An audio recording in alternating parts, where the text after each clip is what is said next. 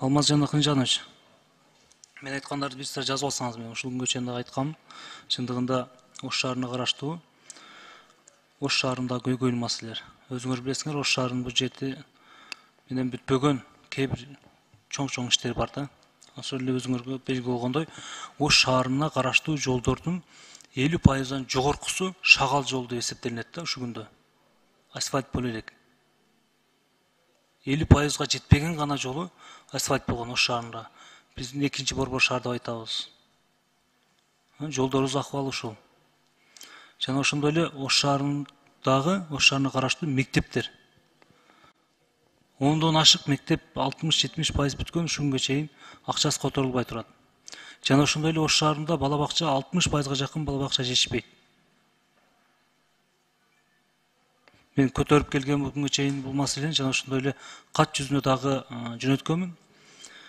Ушуну аягына чейин карап, 2023-жылга киргизип койсок, жана ошондой эле Төлөйкөн айылында Ош шаарына караштуу Жапалак айыл өкмөт бар. Төлөйкөн айылы. Ошонун ичинде жолдор.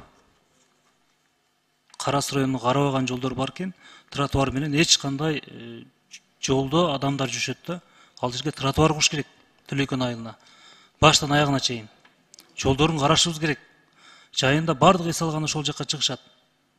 Бирок жолун карасаңар, акыбалы оор. Урматтуу Алмазжан Акынжанович, ошону дагы бир сизге протокол тапшырып берем. Төлөйкөн Жапалак айылына караштуу Төлөйкөн айылындагы жолдорду жана тротуар менен 2023-кө киргизишибиз керек.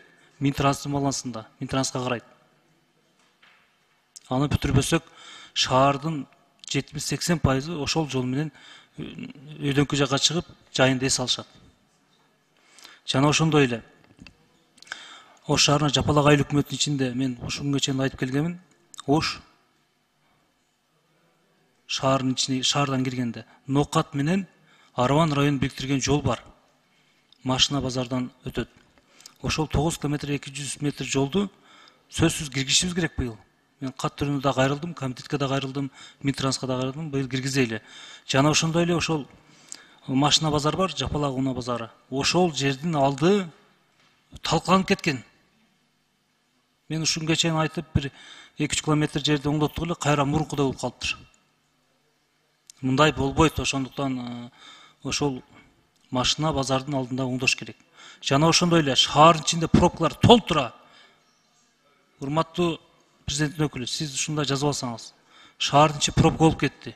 Жергиликтүү бийликке, ГАИге ушул тапшырмаларды берсеңиздер, мындай болбойт.